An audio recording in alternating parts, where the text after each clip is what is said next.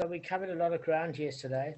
I'm going to share my screen and let me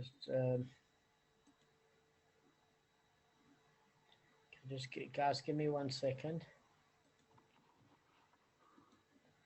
I'm going to share my screen. And I want Gavin to read the Mishna.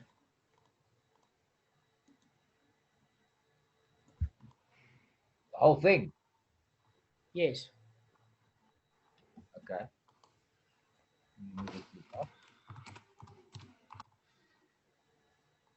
If this one was coming down, the public thoroughfare with his barrel, and this one was coming down towards it with his beam, and the two articles collided, and this one's jug was broken by this one's beam, he, the one with the beam, is not liable, because this one has permission to walk through the public thoroughfare, and this one has permission to walk there. This is going to be interesting. If the owner of the beam was first and the owner of the barrel was behind him, and the one behind him too fast, and the one behind walked too fast, and the barrel rammed into and was broken by the beam, the owner of the beam is not liable to pay for the barrel. Continue, eh? Yeah. But if the owner of the beam stopped short, causing the barrel to crash into the beam, then he, the one with the beam, is liable to pay for the broken barrel. But if he had said to the owner of the barrel, stop, and then he is not liable for the broken barrel, even though he acted irregularly, since he gave the one with the barrel ample warning. If the owner of the barrel was first and the owner of the beam was behind him, and then one behind walked too fast, and the barrel was broken by the beam that rammed into it, he, the owner of the beam, is liable, since he should have slowed his pace and not crashed into the one in front of him. But if the owner of the barrel stopped short, causing the beam to crash into the barrel, he, the owner of the beam, is not liable. But if he had said to the owner of the beam, stop, then he is liable. The Mishnah concludes, and the same principles apply where this one was coming with his lamp and this one with his flax. Excellent, excellent. So I'm going to leave the page open. Are you guys still seeing the Mishnah on your side? Yeah. Okay. So let's just go through and just go blow by blow, even before we hit the Gemara.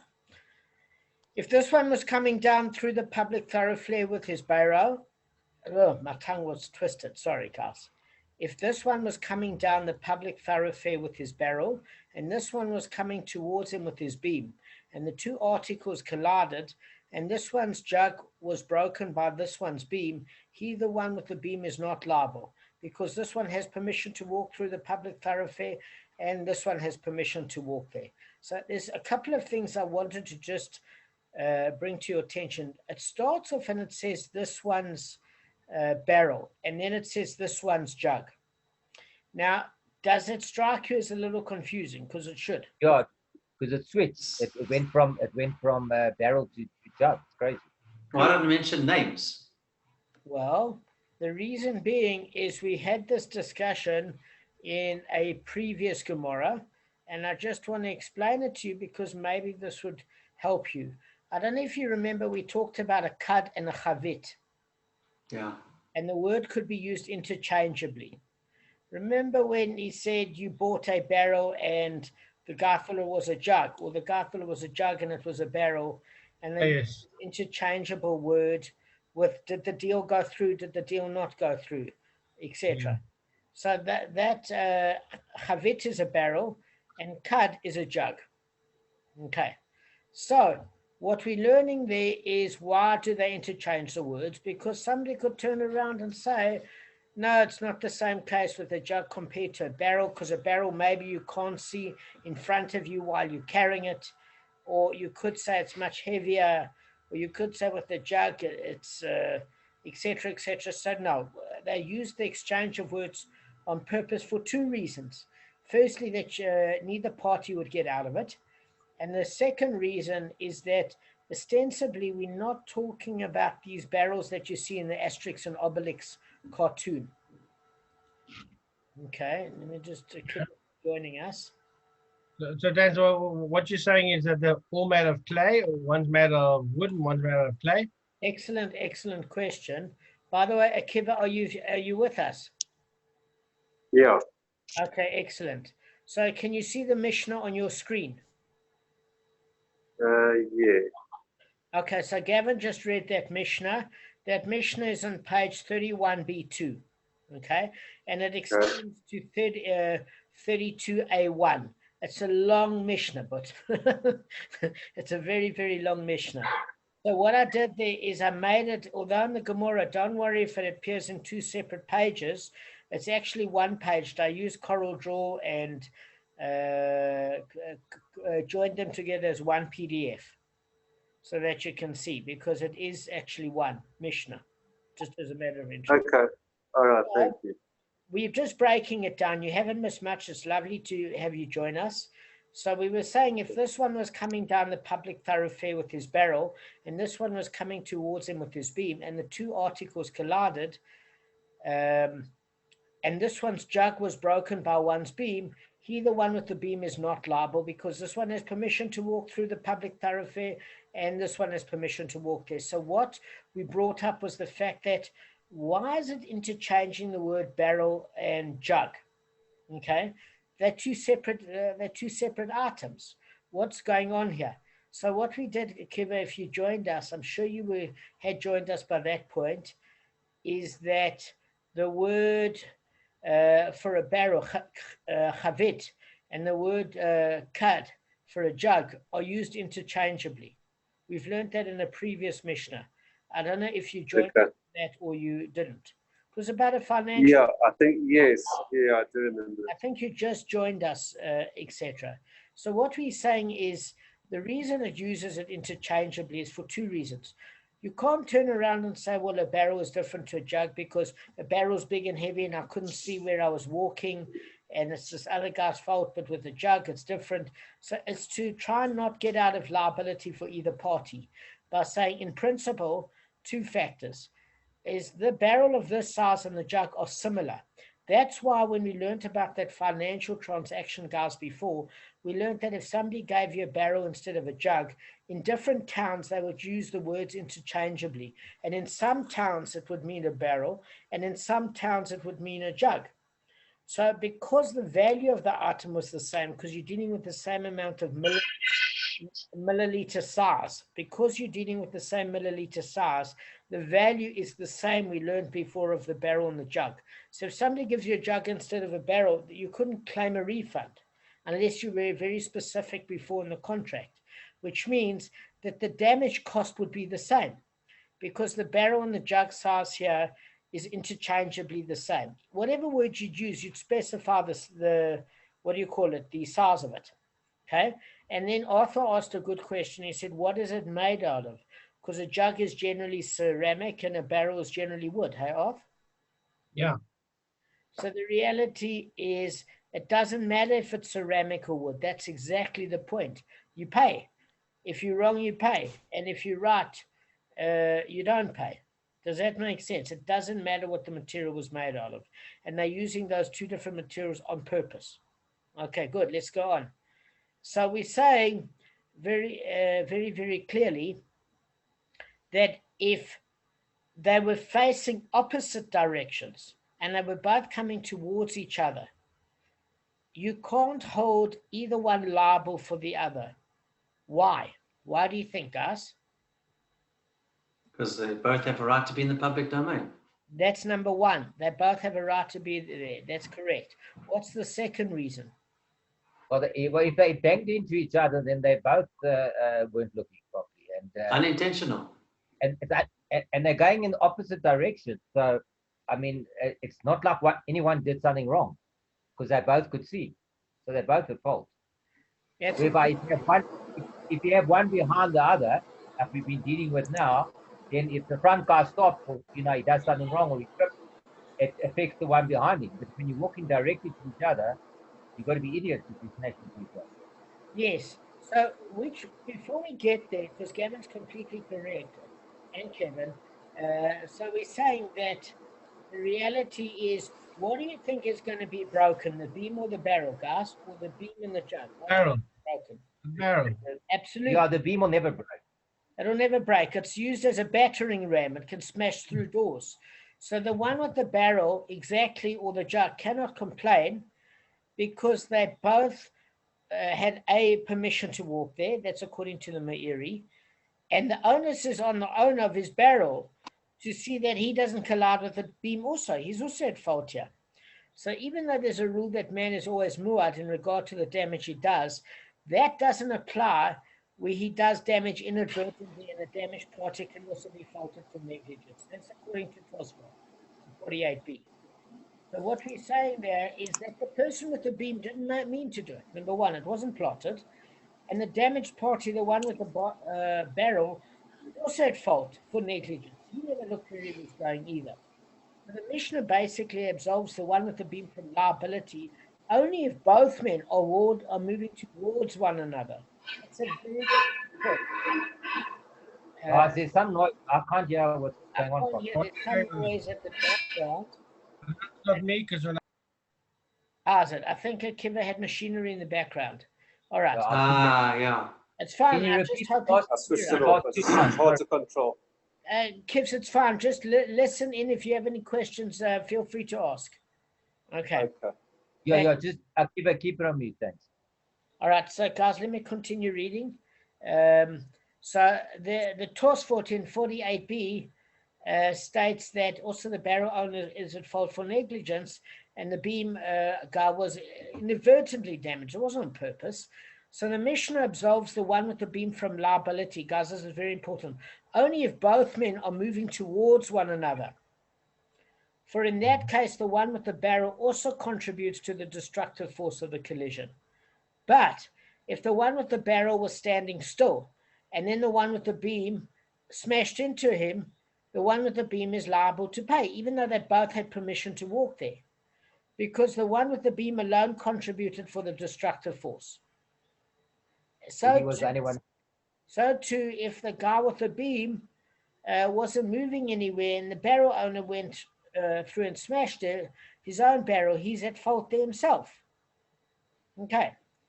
So let me just read. So that basically what you're saying is a person is whoever's walking is responsible, and if two are walking towards each other, they both cancel each other out. Exactly. That's exactly it. They cancel each other out. All right. So if the owner of the beam was first, okay, and the owner of the barrel was behind him, and the one behind walked too fast, and the barrel rammed in and broke by the beam, the owner of the beam is not liable to pay for the barrel.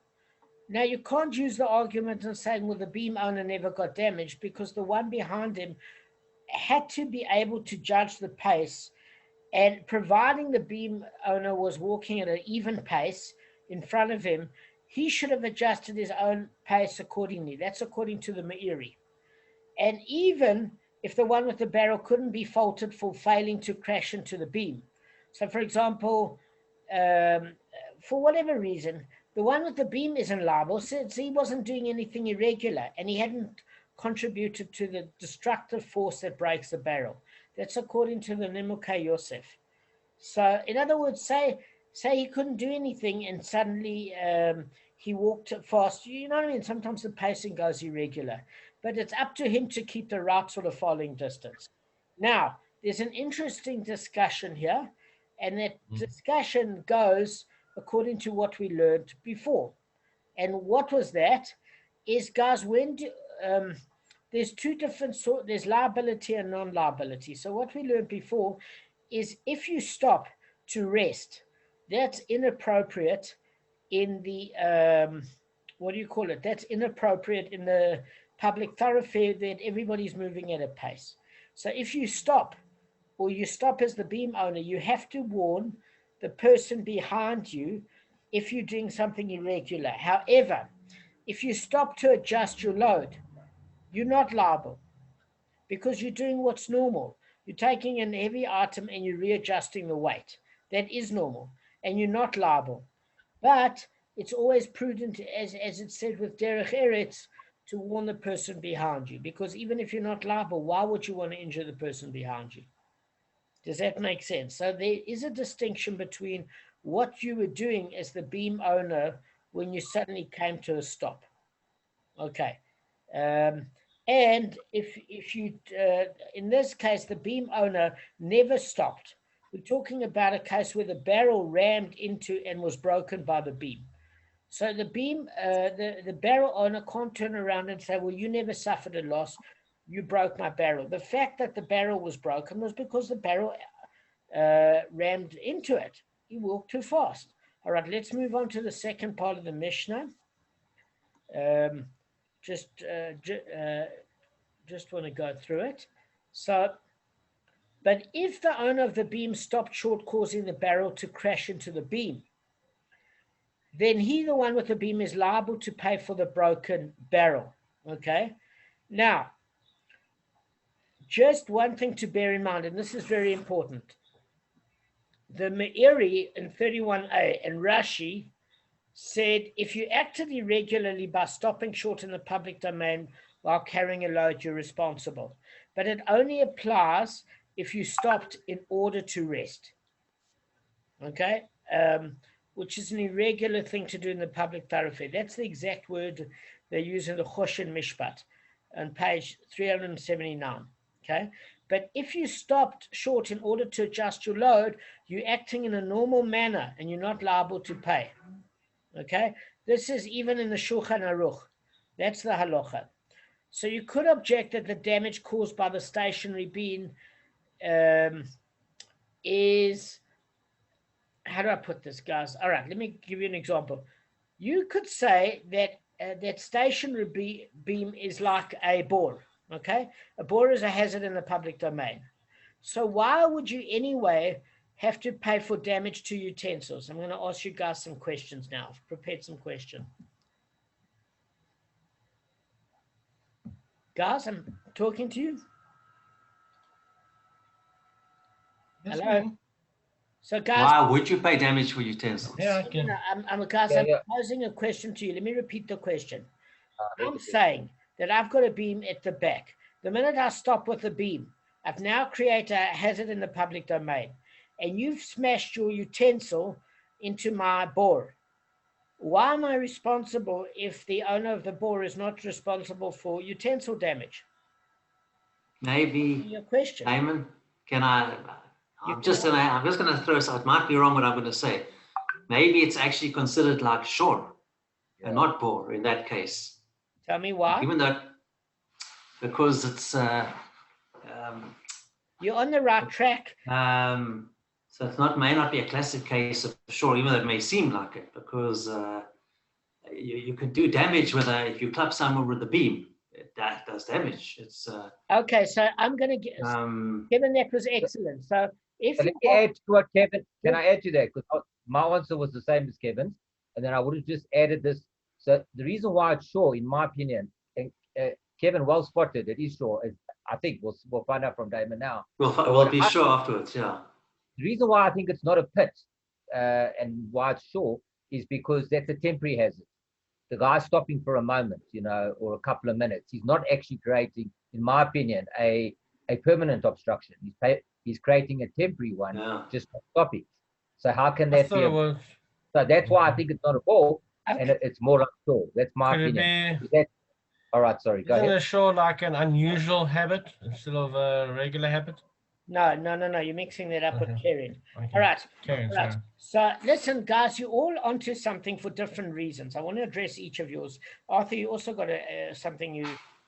So let me just hit each one. Is according to Rav, okay, anything that you haven't relinquished ownership of would be a shore. Okay, that's it. He wants his beam. He hasn't given up ownership. Therefore, you are responsible under the category of a hazard in the public domain you haven't given up ownership of is a shore. It's not a bore, according to Rav. So therefore, you owe money on that barrel you break. In terms of the temporary nature, to answer Gavin's question, it doesn't suffice. Because I'll give you an example from our previous Mishna. It determines that there's damage before the fall, during the fall and after the fall. So during the fall is a temporary thing. means at the exact moment that you drop your jug and it creates a hazard in the public domain and somebody slips on it, it's temporarily there. You haven't had a chance to clean up the mess. After the fall is a different case when you fail to clean it up in time. Is it ownerless and is it not ownerless? But the temporary nature of the bore isn't a factor, because you're responsible if somebody injures themselves at the time of the fall, if you want to say that there's negligence. So in other words, if you're holding like Rabbi Meir, or as Rava said, that the sages agree with Rabbi Meir that falling is an unavoidable accident, according to Rava's opinion on the sages, and even Rabbi Meir. So in that particular case, you are responsible for the damage you did as a person and the hazard at the time before it got cleaned up. You have to pay for damage. So the temporary nature doesn't count. Okay? But the fact that Rav said that if it's something that you own and haven't relinquished, it goes under shore. As far as Arthur's concerned, is that yes, shore is a category. Shore is a case of a bull. You're absolutely right, Arthur. And one of the damages of a bull is in fact Keren. You've got Keren, Shane, and Regal. So you were thinking of a Keren aspect, which is unusual. Yeah. And yes, the damage is unusual, but that has nothing to do with it. Is that whether an animal usually damages like that or not, the difference with the unusualness is that you could have an argument for half payment damages. If it Exempt in the public domain, yeah. Forgot about However, that. it says man is always muad. And because man is always muad for the action he does, he is still holding the beam. And since he's still holding the beam, it's still a part of him. And therefore, even Shmuel would make him obligated, because you are responsible whether it's owned or ownerless, according to Shmuel, under the category of bor, not under shore. There's no such thing as this category for Shmuel under shore.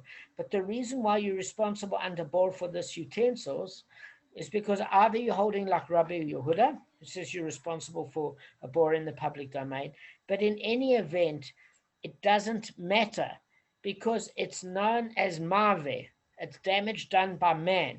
It's not known as a bor, because it's the person stopped. It's an extension of himself. We learned this once before. Does that make sense? With guys sitting on a park bench. Remember, if there was a sixth guy on the park bench, remember. So it's not a bor. So we're saying then, but surely this contradicts the Gemara in 31b that talked about a person that fell down onto another person because he lost his balance and he was sprawled on the ground, and it referred to a man as a bor. Why? Because if we said if you trip Kevin on me, say I fell onto Gavin, and I'm the second person and I tripped onto Gavin, then I'm less liable because I fell onto an obstruction. Therefore, I as man become bor, and therefore, if you get injured on me as the third person, I'm responsible for your damage, but not damage due to your utensil. So that would seem a contradiction here, because where a person has lost his balance and sprawled on the ground, in that case, he was known as a bor. But this case is different according to the Nimukei Yosef and to Tosfot, and it's going to bring this in 48b, because this guy with the beam is standing upright. He's in full control of himself, and he's considered an active human damager, not even a victim, even according to Shmuel. I hope I explained that well. Yeah. Okay, good. I Thank think you. questions were healthy. Okay, so let me just go on. All right, so, but if he had said to the owner of the barrel, stop, then he is not liable for the broken barrel, even though he acted irregularly, since he gave the one with the barrel ample warning. So what he was saying is that, what the Mishna is saying is that you can't just stop and rest and smell the roses. It's different if you're adjusting a load where you're not liable. But if you acted irregularly, but you warned them and you stopped short in order to rest, not in order to adjust your load, you are off the hook if you warn somebody. Does that make sense? That's even according to the Rambam. So man, okay, so you're only responsible. Okay, so guys, does that make sense to you? So in other words, the person that smashed in the back of him, he's to blame, because if I say to you, stop, and you smash into me, you ruined the barrel for yourself. That's according to the Nimukei Yosef. So in other words, stopping short is fine with a warning. Okay. Now there is a contradicting opinion according to the Meiri, who said that he doesn't hold that if you're walking in a normal manner and adjusting the load and stopping for that normal procedure, that you don't have liability. He says you do unless you warn.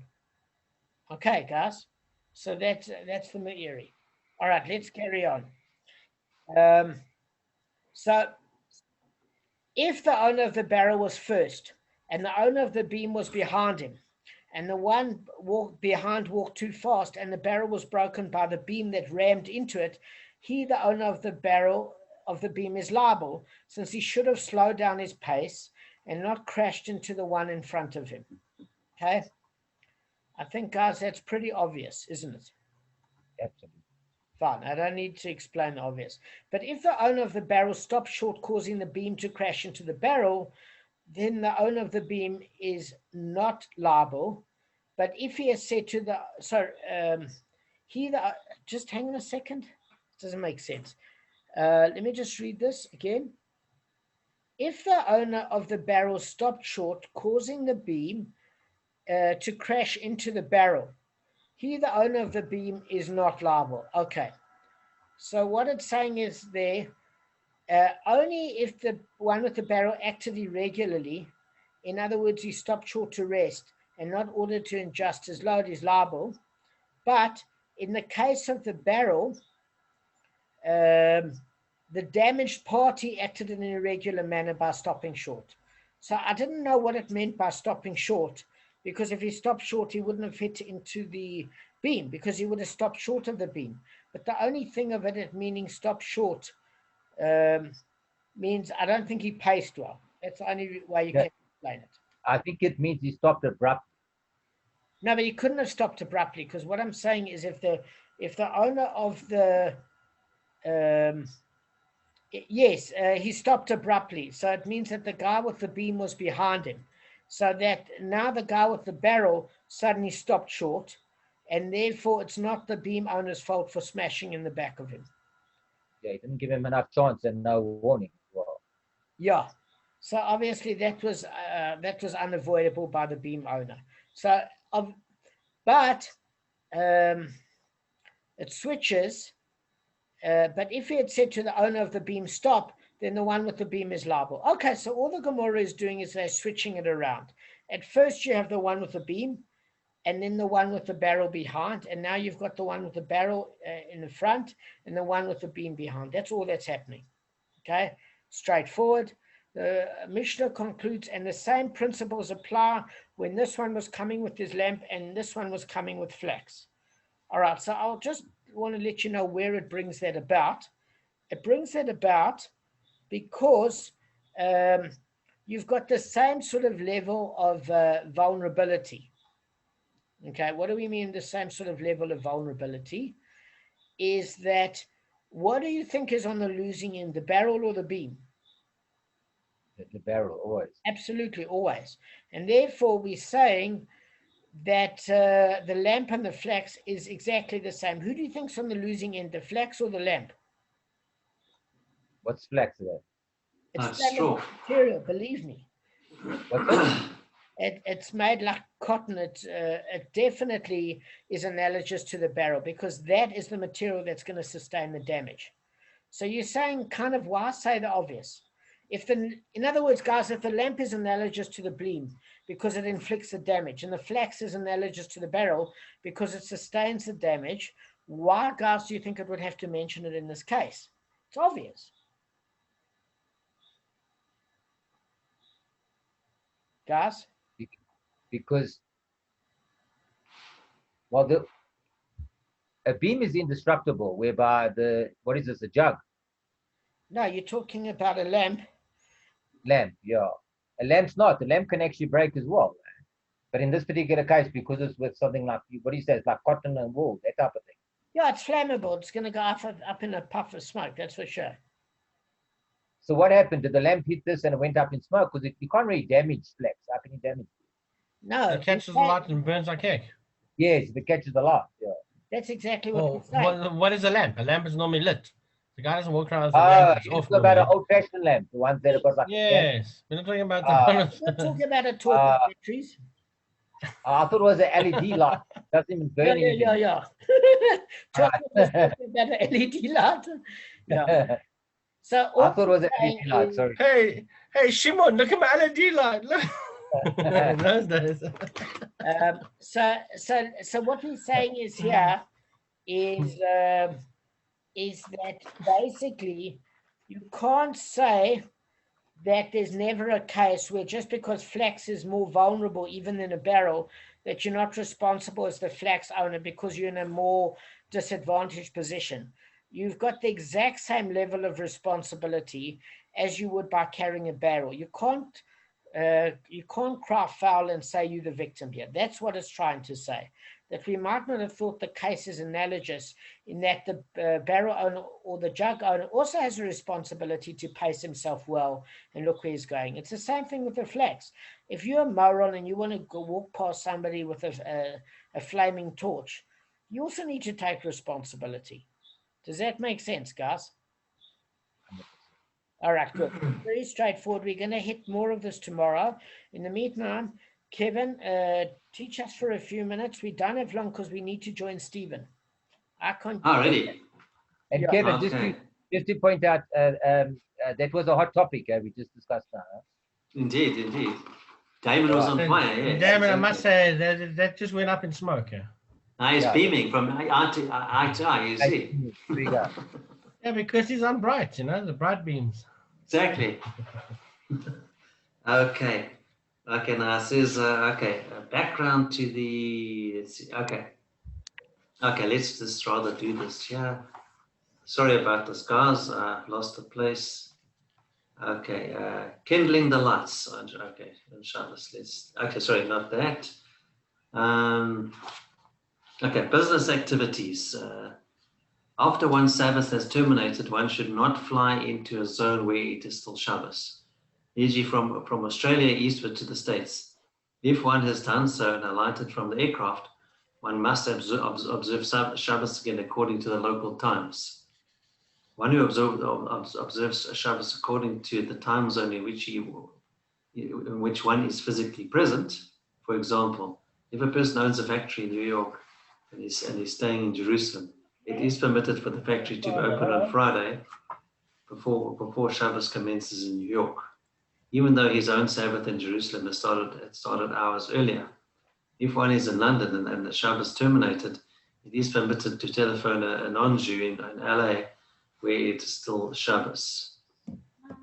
Okay, so as long as you don't phone Jews, that's the thing, because otherwise you're making them break Shabbos by talking to them on Shabbos if they don't observe. Yeah, exactly. You shouldn't. One shouldn't do that. I try not to do that. I've probably on odd occasion I've spoken to people, but not intentionally, but I try my best not to do that, because you're causing them to break Shabbos. It's like some people. I'll give another story. Like some people in Israel here go to a zebra crossing on Shabbos. Let's say they're walking somewhere, and they don't want cars to stop for them, because the rationale is they're making the driver, the motorist, apply more petrol and create more sparks, even though he's driving anyway. They rather wait and walk around and pretend they're not going to cross and wait for no cars to be in the vicinity, then cross. I don't know if you've heard about this, Damon. Sure. Have you heard about that? No. That could be a chumrah, though.